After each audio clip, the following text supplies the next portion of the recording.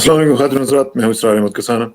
खातिन हज़रात, नवाज शरीफ जो है वो इस वक्त यूके में, और वहाँ पे मुख्तलिफ हवालों से ये खबरें चल रही थी। पिछले दिनों में भी एक आपने सुना होगा कि किसी शहरी ने वहाँ पे ईमेल की और पूछा कि जी इनको, इनका क्या स्टेटस है और उनके साथ आप कैसे सलूक कर रहे हैं और इनको क्यों नहीं आप गिरफ्तार करते। एक्चुअली एक लॉ है यूके का जो कि कहते हैं सिटीजन अरेस्ट स्टैच्यूट। ये इस हवाले से ये वाक़तन ऐसा मुमकिन है कि नवाज शरीफ को अरेस्ट किया जा सकता है और किसी वक्त भी किया जा सकता है। ये क्या है, इसका ज़रा तज़किया करेंगे, और साथ-साथ फॉरेन फंडिंग केस जो है उसकी क्या परतें जो हैं वो चल रही हैं, और आपको पता ही है कि कितना इम्पोर्टेंट बहुत ज़्यादा एहतजाजी जलसा होने वाला है इलेक्शन कमीशन के बाहर। तो उसकी भी ज़रा देखते हैं, डेट भी है उसकी। तो फिर ज़रा इसकी तफसीलात जाँचने के लिए हम चलते हैं यूके और बात करते हैं डॉक्टर शाहिद कुरैशी साहब के साथ, जो कि रिनाउंड स्कॉलर हैं और जर्नलिस्ट भी हैं और लंदन पोस्ट के रोए रवा हैं। उनसे बात करते हैं। डॉक्टर साहब, अस्सलाम वालेकुम जी। जी, अस्सलाम वालेकुम आपके तमाम देखने वालों को और आपको भी अस्सलाम वालेकुम। बहुत शुक्रिया। डॉक्टर शाहिद, ये मुझे बताएं कि ये जो नवाज शरीफ का सिलसिला चल रहा है वहाँ पे, इसमें क्या खबरें हैं, और ये जो भी मैंने जिक्र किया इंट्रो में कि किसी ने पूछा भी था, खालिद लोधी शायद उनका नाम था, उन्होंने भी पूछा, उसके ऊपर क्या रिस्पॉन्स आया है वो भी हमें पता चला है। लेकिन ये जो सिटीजन अरेस्ट एक्ट है या सिटीजन अरेस्ट स्टैच्यूट है, आपने इस बारे में मोदी के हवाले से भी लिखा था, मेरा ख्याल है 2015 में, जिसमें आपने लिखा था कि उसको गिरफ्तार किया जा सकता है जेनोसाइड और मर्डर के हवाले से। तो ये सिटीजन जो अरेस्ट का ये कॉन्सेप्ट है, ये है तो बड़ा मिडीवल यूके का है, लेकिन इसको कैसे आप डिफाइन करते हैं आजकल? देखें, थैंक यू। मैं आपको वो एक्ट पढ़ के सुना देता हूँ कि वो ठीक क्या है, फिर मैं उसको थोड़ा-सा एलाबोरेट भी कर दूँगा। ये है ठीक जी, ठीक। The citizens arrest statute dates back to the medieval England and common law. It is today's enrichment in the Police and Criminal Evidence Act 1984. Every citizen has the right to perform an arrest if they have evidence that a person has committed a crime. यानी अगर किसी के पास आपके पास evidence है कि किसी बंदे ने कोई जुर्म सरजद किया है, तो आप उसको अरेस्ट कर सकते हैं। उसके लिए भी एक जो है वो तरीका है, जो कुछ साल पहले टोनी ब्लेयर साहब के ऊपर भी एक्सरसाइज किया गया था, वो मैं आपको बता देता हूँ क्या-क्या है। कि वो ये है कि जब आप किसी को अरेस्ट करते हैं तो उसका जो कॉशन होता है वो आप कहते हैं कि यू, जो भी बंदा हो, Nawaz Sharif, do not have to say anything, but it may harm your defense if you do not mention that when questioned something which you later rely in a court. Anything you do say may be given in an evidence. अच्छा, ये वो चीज है जो आप, जो arrest caution होता है जब आप किसी को पढ़ते हैं, तो जब आप सिटीजन अरेस्ट करने लगते हैं तो आप उस बंदे को बताते हैं कि मिस्टर नवाज शरीफ या mister X Y Z, I am exercising citizen arrest and arresting on suspicion of murder, genocide, of civilian, criminal damage, grievous bodily harm, actual body harm. ये वो तमाम ऑफेंसेस हैं जो वो उसको बताएगा, इनमें से जिस पे भी वो फिट आता हो। तो कुछ साल पहले टोनी ब्लेयर साहब एक रेस्टोरेंट के अंदर खाना खा रहे थे, यहाँ हमारे घर के करीब ही एक शॉर्टेज एक जगह है। तो वहां पे एक आदमी ने टोनी ब्लेयर को अरेस्ट करने की कोशिश की इसी इसी लॉ के तहत। और फिर उससे कुछ पहले पीटर तैचल, एक यहाँ के बड़े ह्यूमन राइट्स एक्टिविस्ट हैं, उन्होंने रॉबर्ट मुगाबे को भी अरेस्ट करने की कोशिश की थी हाँ हाँ। इसी लॉ के तहत। अच्छा, जो हम थोड़ा सा मूव करते हैं तो पीछे, ये क्या अर्ली ये वही वाला 99। एक्ट है, ये उसी तरह का है जो कि जॉर्ज बुश जब कनाडा आए थे तो वहां पे भी उनको भी करने की कोशिश की गई थी?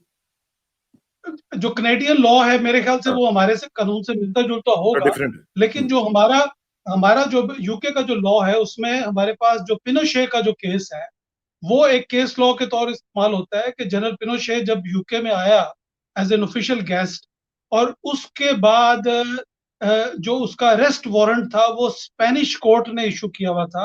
तो जैसे ही उसने यूके में लैंड किया, वो स्पेनिश कोर्ट का जो अरेस्ट वारंट था वो ऑटोमेटिकली एक्टिवेट हो गया।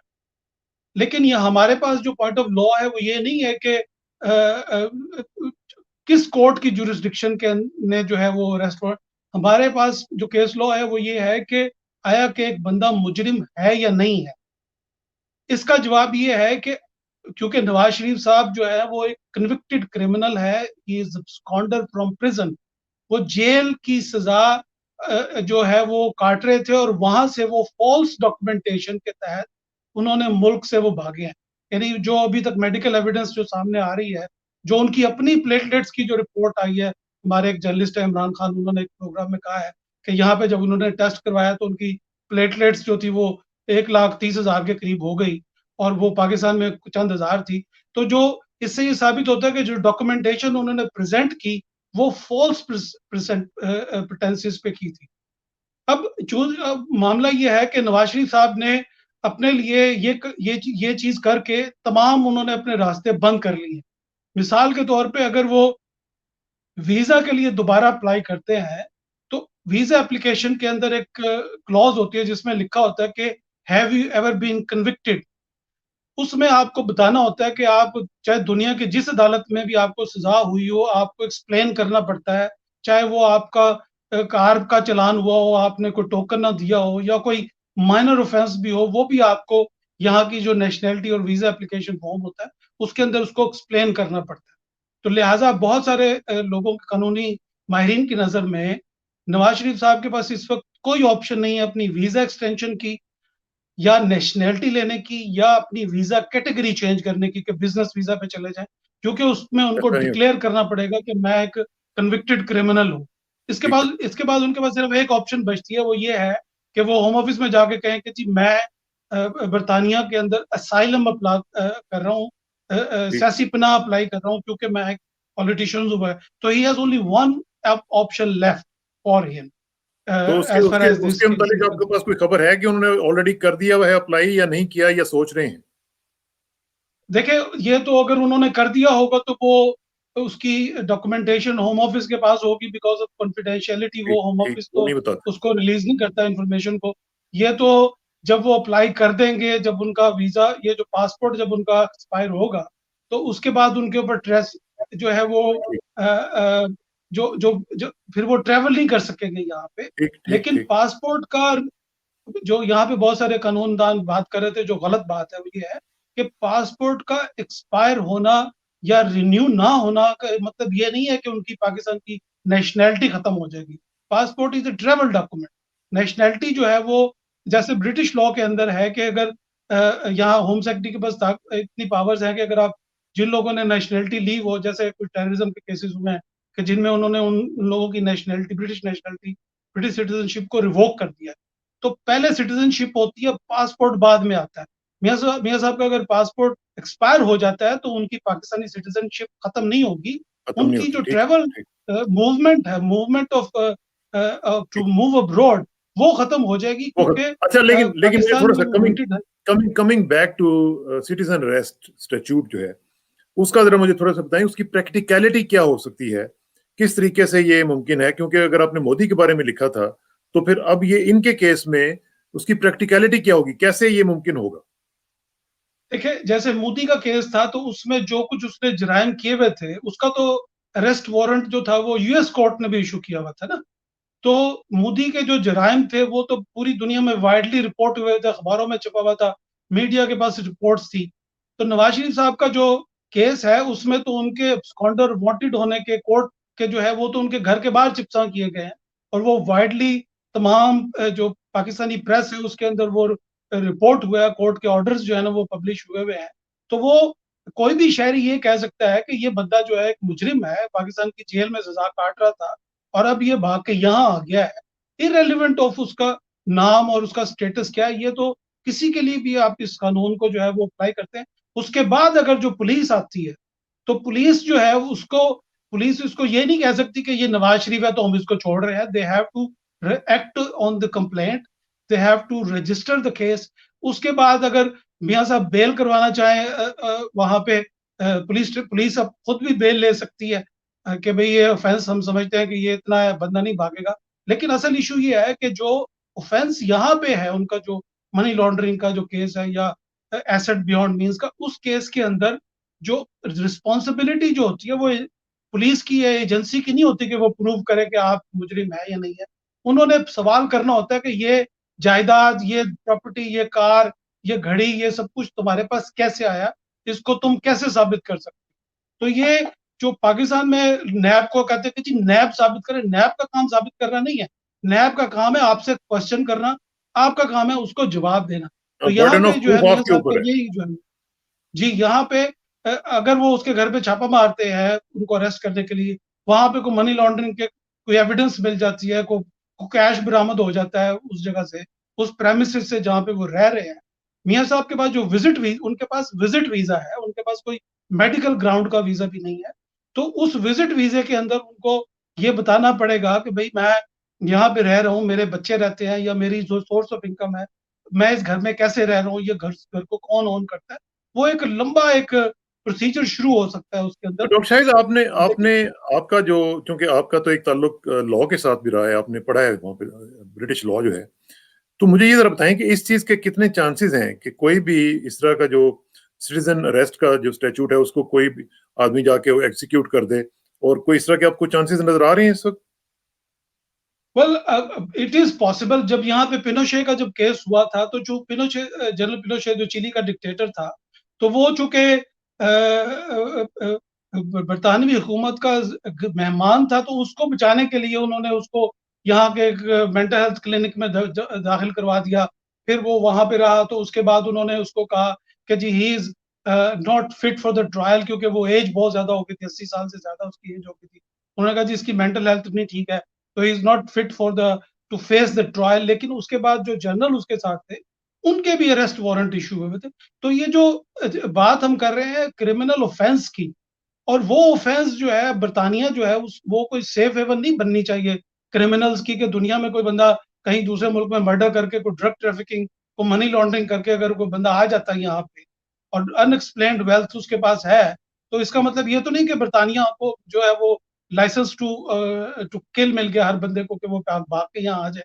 उसको ये साबित करना पड़ेगा कि मेरी जो एग्जिस्टेंस है, और होम सेक्रेटरी जो है उसके पास एक पावर होती है, उसके अंदर होम सेक्रेटरी किसी भी शख्स को डिटेन कर सकता है। टेरफ सेंटेंसिंग होती है, अगर किसी को सजा हो जाए तो उसकी सजा को बढ़ा भी सकता है, कि वो कह दे कि जी आपकी जो प्रेजेंस है it is not conducive to public good. मिसाल के तौर पे जब उन्होंने अल्फाइद को, जो हेरिड्स का मालिक था, उसको जो नेशनलिटी नहीं दी थी, उसमें उन्होंने ये कहा था कि तुम्हारा कैरेक्टर ठीक नहीं है। क्योंकि नेशनलिटी एप्लीकेशन में एक क्लॉज होती है जिसमें आपने, वो जो होम सेक्रेटरी होता है उसके पास अपनी इंटेलिजेंस सोर्सेज से उसने यानी वो करवाना होता है। तो अगर वो कह दे होम सेक्रेटरी कि हम ये समझते हैं कि अल्फाइद तेरा जो कैरेक्टर है वो ठीक नहीं है, हम इस वजह से तुझे नेशनलिटी नहीं दे रहे। तो जो ठीक। लॉ है इमिग्रेशन का यहाँ पे, वो इतना सख्त है कि, और वो इतना डिस्क्रेशनरी है। अब नवाज शरीफ के घर के बाहर अगर हर वक्त हंगामे हो रहे हैं, हर वक्त लोग प्रोटेस्ट कर रहे हैं वहां पे, तो होम सेक्रेटरी अगर कहता है कि mister Sharif your presence over here, आप एक विजिट वीजे पे यहाँ पे आए हुए हैं, आपकी प्रेजेंस जो है ना is not conducive to public good. यानी जो हमारे नेबर्स हैं, हमसाए हैं, वो तंग होते हैं यहाँ पे। लोकल काउंसिल में भी शिकायतें गई हुई हैं बहुत ज्यादा। लोकल जो वहाँ पे रेजिडेंट्स हैं वो भी परेशान है। उनको हर वक्त बाहर वो नारे लगते हैं हर वक्त इसकी वजह से काफी एक न्यूसेंस जो है ना वो क्रिएट होती है हिट होगी भी। उनकी रेजिडेंस के बाद। चलें देखते हैं जी इसका क्या होता है। लेकिन डॉक्टर साहब, जरा थोड़ा सा दूसरा मुझे बताएं कि फॉरेन फंडिंग केस जो है वो चल रहा है, उसके ऊपर काफी हला बलू हो रही है। क्या सूरत हाल है उसके ऊपर? पीटीआई जो है उसको डिफेंसिव पे होना चाहिए, या उनके पास कोई अच्छी एलिबाई है उसको डिफेंड करने के लिए? देखिए, पीटीआई का जो केस है ना वो फॉरेन फंडिंग का केस नहीं, वो हमारे यूके का जो लॉ है, लॉ ऑफ ट्रस्ट या लॉ ऑफ चैरिटी, इस तरह का जो, जब आप किसी इशू के लिए, किसी चीज के लिए आप डोनेशंस इकट्ठे करते हैं, तो वो डोनेशंस में हमने जो यहाँ पे जो लॉ ऑफ चैरिटी के अंदर पढ़ा है कि अगर कोई बंदा आपको डोनेशन दे रहा है और वो आइडेंटिफाइबल है, यानी उसके उसने चेक दिया, आपने उसको रसीद काट के दी, उसका एड्रेस आपके पास है, और बाद में आप जिस प्रोजेक्ट के लिए आपने उससे पैसे लिए और वो प्रोजेक्ट आप नहीं कर सके किसी वजह से, तो आपको चाहिए कि आप वो पैसे उस बंदे को वापस कर दें, अगर तो वो आइडेंटिफाइबल है। लेकिन जैसे पाकिस्तान में दादा दरबार में गल्ला रखा हुआ होता है, तो लोग उसमें पैसे डाल के चले जाते हैं, और अब वो लोग जिसने उस गल्ले में पैसे डाले वो आइडेंटिफाइबल नहीं है, आप उसको पैसे वापस नहीं कर सकते। हमारे यहाँ यूके में लोग स्टेशन पे, मुख्तलिफ जगहों पे या शॉप्स पे उन्होंने वो गल्ला से रखा होता है, उसमें आप पैसे डाल देते हैं, और तो आप की जो डोनेशन है it is not identifiable to each and every person who you can return. और लेकिन उसमें जो जो पीटीआई के आपने केस पकड़ा में हुआ होता है वो बाल्टी वगैरह, उसको आप हिला भी नहीं सकते। वो जो बाल्टी आपने पकड़ी है, आपका काम है आप खामोशी से खड़े रहें, यानी आपके उसमें डोनेशन कलेक्ट करने में हरासमेंट का एलिमेंट भी नहीं होना चाहिए। जैसे पाकिस्तान में लोग तो आपको गले से पकड़ना शुरू हाँ, करते हैं ना कि दो पैसे, हाँ, ये वाला हालात यानी नहीं करने पड़ते यहाँ पे। तो जो इनका पीटीआई का जो केस है वो ये है कि इसको हम एज ए जो मैंने थोड़ा सा लॉ मैंने पढ़ा है उसमें हम इसको कंसिडर करते हैं कि इट इज एन एरर और ओमिशंस, यानी जो इंटेंशन थी पीटीआई की डोनेशन इकट्ठा करने की या पार्टी फंडिंग इकट्ठा करने की, वो ये नहीं थी कि उन्होंने कोई किसी गैर मुल्की से उन्होंने एक ओपन ऑफर दी है किसी जगह पे, अगर कोई चैरिटेबल इवेंट हो रहा है और वहां पे आपने ये एक्सक्लूजन क्लॉज नहीं दी, ऐलान नहीं किया कि जी हम किसी हिंदू से नहीं डोनेशन लेंगे, लेकिन अगर वो हिंदू पाकिस्तानी नेशनल है या अगर वो यहूदी पाकिस्तान में 5,000 यहूदी हैं, तो अगर उन 5,000 यहूदियों में से कोई एक बंदा जो है वो खड़ा होकर डोनेशन दे देता है या कोई क्रिश्चियन डोनेशन दे देता है, तो हम उसको ये थोड़ी कहेंगे कि तो तू इसका हमें क्यों मतलब है कि डोनेशन ये दे जो रहा जो है। अकबर लेकिन एस बाबर ने जो अकबर एस बाबर का जो केस है, जो उन्होंने जो काफी सालों से वो परसू कर रहे हैं, उसकी कोई लोकस स्टैंडाई नहीं है उस लिहाज से, अगर देखा जाए कि इंटरनेशनल लॉज के हवाले से फिर उनकी कोई इतनी वो वक़्त नहीं है उनके आर्गुमेंट्स की। देखें इसमें कोई सब्सटेंस इस वजह से नहीं है इस केस के अंदर कि पीटीआई ने 40,000 के करीब अपने वर्कर्स और सपोर्टर्स के जो अकाउंट्स डिटेल्स या उनके साथ रेलेवेंट चीजें वो उन्होंने जमा कराई हैं। अब उस अब अगर कोई एक इंडिविजुअल है या एक कंपनी है अमेरिका में, वो आपको पैसे दे देती है किसी गुड कॉज के लिए, किसी कैंसर के लिए या किसी और भी चैरिटेबल इवेंट के लिए, या आपको सपोर्ट करती है वो, तो उसमें आप ये नहीं कह सकते कि स्टेट पैसे दे रही है, यानी कोई अमेरिका जो है वो पैसे दे रहा है या कुवैत या कतर, या जैसे मियां नवाज शरीफ साहब ने उसामा बिन लादेन से पैसे लिए और जिसका वो हारून रशीद साहब अपने प्रोग्राम में भी जिक्र कर रहे थे कि मेरे पास सबूत मौजूद है, मेरे पास वो ये मेरे पास पूरी सर्कमस्टांशियल एविडेंस मौजूद है कि कहाँ लिए पैसे वगैरह वगैरह। तो इस केस के अंदर ये तो जो वर्ड फॉरेन फंडिंग है ये तो गलत लफ्ज इस्तेमाल कर रहे हैं वो।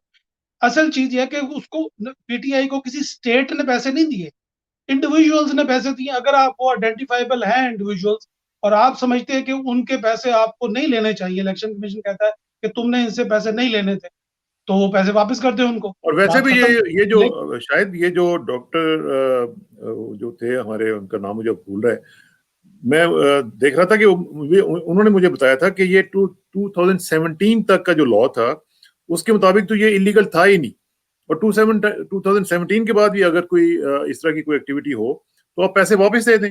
मतलब ज्यादा से ज्यादा ये बात है, अगर आइडेंटिफाइबल है जिस आप कह रही हैं तो फिर आप वापस पैसे दे दें, उस पर कोई क्रिमिनल गिल्ट वगैरह कोई नहीं आपके देखिए ऊपर आए। इस इसमें किसी की कोई स्टेट पैसे नहीं दे रही पीटीआई, इंडिविजुअल्स पैसे दे रहे हैं जो ओवरसीज पाकिस्तानी जैसे आप और मैं हैं। हम अगर जैसे पीएमएलएन है, पीएमएलएन के बारे में रिपोर्ट है लंदन के अंदर, हमें कुछ लोगों ने डॉक्यूमेंट्स भी भेजे कि वो लंदन में एक एज ए कंपनी के तौर पर रजिस्टर्ड, पाकिस्तान बिजनेस मुस्लिम लीग एंटिटी, नवाज ने अपने आप को एक कंपनी हाउस में रजिस्टर करवाया हुआ है यानी एज ए वहां पे वो बिजनेस बिजनेस एंटिटी के तौर पर रजिस्टर्ड है। जो पीएमएलएन की जो फंडिंग हाँ, है उनके लिए हाँ, ज्यादा मसाइल है कि उनको ये बताना पड़ेगा कि भाई ये आप इतना बड़ी पार्टी चला रहे हैं तो इसके पैसे आप पर्सनल अकाउंट्स में जमा हो रहे हैं, आपकी पार्टी फंड में जा रहे हैं।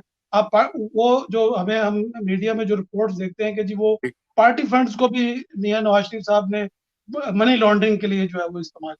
तो जब तक सॉलिड एविडेंस ना हो, और इन दिस केस ये जो पीटीआई का जो केस है इसमें 40,000 लोगों जो आइडेंटिफाइबल हैं जिन्होंने अपनी आइडेंटिटी शो दी है डोनेशन करने में या पार्टी को सपोर्ट करने में, तो उसमें से अगर 5-10 लोग ऐसे भी हैं जिनकी हाँ जो तो जिन्होंने गुड कॉज में, हाँ, क्योंकि हाँ, लॉ के अंदर आपको अपनी लॉ में आपको अपनी इंटेंट शो करनी होती है कि आपकी क्या ठीक, इंटेंशन है। ठीक, अगर ठीक, इलेक्शन कमीशन कहता है कि इन लोगों से जो पैसे लिए आपने या इस ऑर्गेनाइजेशन से जो पैसे आपके फंड में आए हैं वो हम समझते हैं कि वो नहीं होने चाहिए थे, तो आप उसको कहेंगे अच्छा ठीक है आपने जो हमें इंस्ट्रक्शन ठीक, दी है हम उस पर अमल करते हैं, हम उसको पैसे वापस कर देते हैं।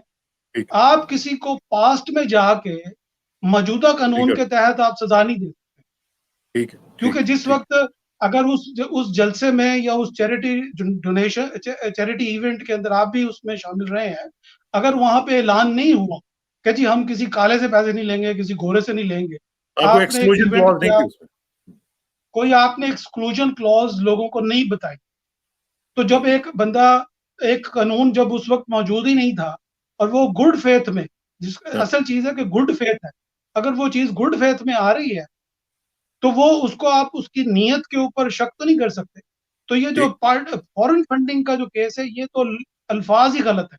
और मेरे ख्याल ठीक से इनको जो है वो इलेक्शन कमीशन को इतनी कोई प्रॉब्लम नहीं होगी इसको सॉल्व करने में। अगर वो सुप्रीम कोर्ट में भी ले जाएंगे, वहां पे भी क्लियर कर यही दें। होगा जो मैंने आपको ठीक। बताया। चलें, बहुत बहुत शुक्रिया doctor Shahid, thank you very much for your time, और अल्लाह करे कि मामला जो है अच्छे तरीके से हैंडल हो सकें। आपसे इंशाल्लाह रब्ता रहेगा। Thank you very much. अस्सलाम वालेकुम जी। Thank you very much.